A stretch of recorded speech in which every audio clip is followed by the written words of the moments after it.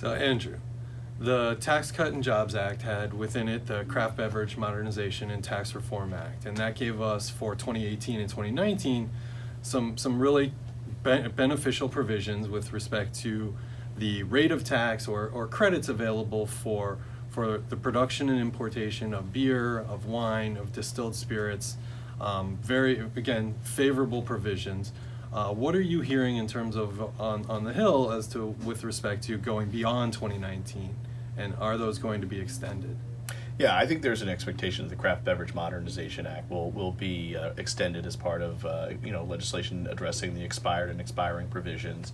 Right now, the focus is on the 2017 and 2018 expired provisions, but that will probably broaden out to include the 2019 expiring provisions, and in fact, those may become the engine that drives tax extender legislation, which we don't expect to move until the latter part of this year, maybe Q3, maybe Q4, and probably as part of some must-pass legislation.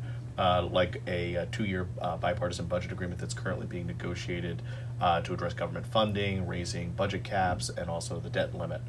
So I think there is an expectation it will be extended, but I wouldn't expect permanence simply because of the cost and the general requirement that if you're making something permanent, it has to be offset, which doesn't apply in the case of temporary extensions.